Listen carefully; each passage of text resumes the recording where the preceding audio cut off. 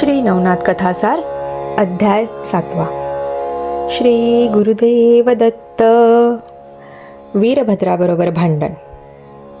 मच्छिंद्रनाथ हरेश्वरास गेल्यावर तेथे त्याने गदातीर्थी स्नान केले.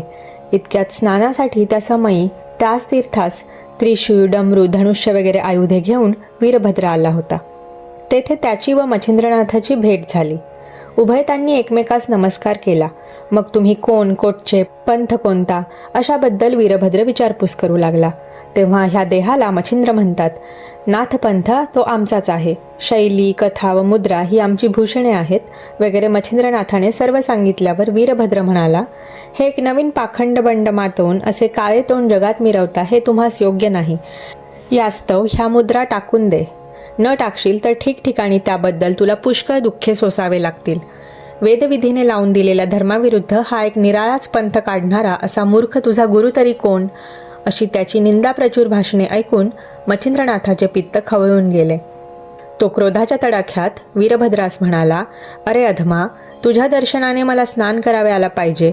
आता निमूटपणे आपल्या कामास जा, नाहीतर माझ्या हाताने तू आता मरण पावशील. ह्या भाषणाचा वीरभद्रास अतिशय राग आला व तो म्हणाला, अरे मूर्खा, आता तुझा प्राण घेतो पहा. असे म्हणून त्याने धनुष्यासह अर्धचंद्र निर्वाण बाण काढला. तेव्हा मच्छिंद्रनाथाने म्हटले की, अरे पतिता, उन्मत्तपणाने तू जनात आपले अहित करून घेत आहेस. अरे, धनुष्यबाण काढून मला सोंग दाखवित आहेस, परंतु त्या योगाने तू यावेळेस मरण मात्र पावशील. अरे, असली बहुरुप्याची सोंगे दाखवणारे मत्समोर पुष्कळ येऊन गेले. तुझे हे हावभाव मत्समोर क्षणभर सुद्धा टिकाव धरणार नाहीत. आता तुझे आयुष्य सरले, म्हणूनच तू येथे आलास असे मला वाटते. अशी त्या समयी उभयताची आवेशाची पुष्कळ भाषणे झाली. नंतर वीरभद्राने धनुष्यास बाण लावून मच्छिंद्रनाथाला रामाचे स्मरण कराव्यास सांगितले. ते ऐकून मच्छिंद्रनाथ म्हणाला, राममंत्र तुला अपवित्र वाटला म्हणून त्या मंत्राचे मला स्मरण कराव्यास सांगतोस, पण इतके पक्के समज की त्याच मंत्राने शंकर दुःखातून मोकळे होऊन सुखी झाले. वाला तरला तोच मंत्र मला तारील. आता तू सावध राहा. असे म्हणून त्याने हातात भस्म घेतले व वज्रास्त्र सिद्ध करून फेकले. ते दाही दिशा फिरू लागले.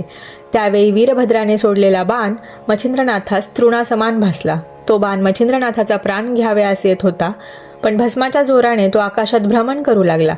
इतक्यात मच्छिंद्रनाथाच्या वज्रशक्तीने त्या बाणाचा चूर होऊन गेला. नंतर वीरभद्राने दुसरा बाण काढून नागास्त्राची योजना करून तोही पाठोपाठ सोडला.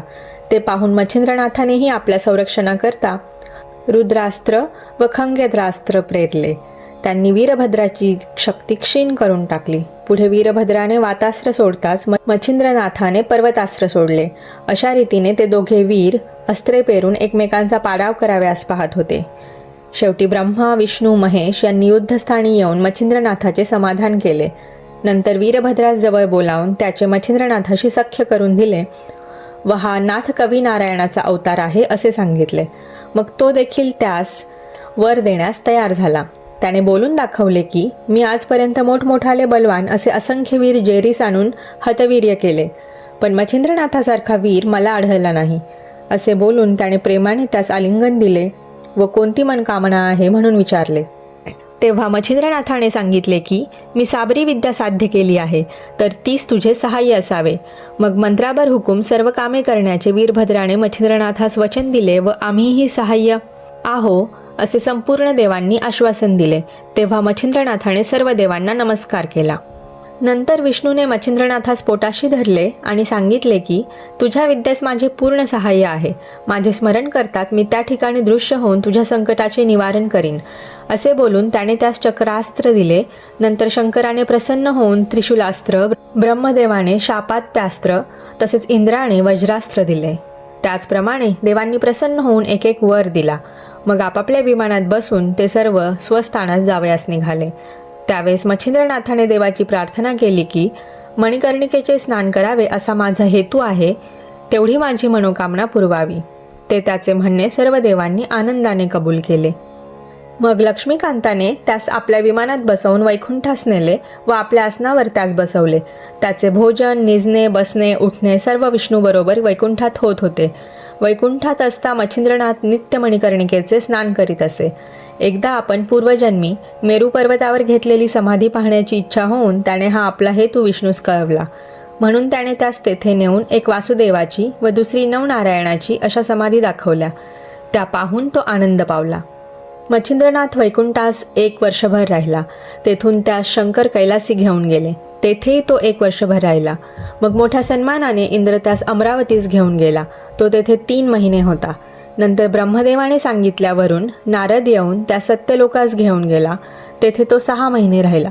पुढे सर्व देवांनी त्यास आपल्याकडे 1 दिवस आग्रहाने राहून घेतले.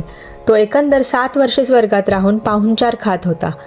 नंतर सर्वांना विचारून तो मृत्यूलोकी यावयास निघाला. तेव्हा सर्व देवांनी त्याला विमानात बसवून अति आदराने मृत्यूलोकी आणून पोचवले. नंतर ते स्वर्गात गेले व मच्छिंद्रनाथ तीर्थयात्रेस निघाला. मच्छिंद्रनाथ फिरत फिरत केकडा देशातील वज्रवनात गेला. त्या ठिकाणी वज्रभगवतीचे स्थान आहे. तेथे त्याने 360 उष्णोदकाची कुंडे पाहिली. तेव्हा त्यास परम आश्चर्य वाटले. मग तेथल्या सर्व तीर्थात स्नान करून तो अंबिकाच्या देवालयात गेला व पुजाऱ्यास बोलावून कुंडाबद्दल विचारू लागला. तेव्हा पुजाऱ्यांनी सांगितले की पूर्वी या ठिकाणी वशिष्ठ मुनीने यज्ञ केला. त्या समयी सर्व देव खाली आले होते. त्यांनी स्नानास गेल्यावर ऊन पाण्याची कुंडे निर्माण केली व स्नान करून आपापली नावे कुंडास ठेवली. ते देव 12 वर्षे 12 दिवसपर्यंत येथे राहिले होते. यज्ञ समाप्त झाल्यावर देव परत गेले, पण कुंड अजूनपर्यंत त्याच ठिकाणी आहेत. असा मजकूर ऐकल्यावर आपणही कुंडे निर्माण करावी असे मच्छिंद्रनाथाच्या मनात येऊन त्याने त्रिशूळाच्या योगाने कुंडे खणून तयार केली व वरुण मंत्र जपून भोगावतीचे उदक उत्पन्न केले. मग अग्निमंत्र जपताच त्यात अग्नीने प्रवेश करून पाणी ऊन केले. नंतर त्या नव्या भोगवतीच्या कुंडात मच्छिंद्रनाथाने स्नान करून तो वज्रादेवीच्या देवळात गेला व तिला त्या कुंडातील ऊन पाण्याने स्नान घातले. तेव्हा तिने त्या शाबासकी देऊन 1 महिना राहून घेतले. नंतर तुला वज्राबाई का म्हणतात असे मच्छिंद्रनाथाने तिला विचारले असता ती देवी म्हणाली, वसिष्ठाच्या यज्ञात इंद्र हवनाच्या वेळी आला होता, पण सभेत जे ऋषी बसले होते त्यांच्याकडून त्यास मान न मिळाल्याने त्याने वज्राची प्रेरणा केली. हे पाहून श्रीरामचंद्राने शक्तिमंत्राने दर्भ मंत्रून सोडला. त्यात मी प्रगट होऊन वज्र गिळून टाकले व हवनास हरकत होऊ दिली नाही. मग इंद्राने आपले वज्र मिळवण्यासाठी रामाची प्रार्थना केली. त्याने इंद्रास वज्र परत दिले.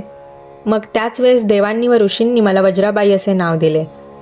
मग सर्व ठिकाणी गेल्यानंतर रामाने माझी येथे स्थापना केली. त्याने प्राणप्रतिष्ठा करते समयी मला भोगावतीचे स्थान घातले होते. त्यावर आज झाले, पण रामापेक्षा तू एक गोष्ट विशेष केलीस, ती ही की त्यांनी मला थंड पाण्याने स्नान घातले व तू ऊन पाण्याने घालून भोगावती येथे अक्षय ठेवलीस. असो, तेथे मच्छिंद्रनाथ महिनाभर राहिला व देवीचा निरोप घेऊन पुढे गेला. अध्याय 7 समाप्त.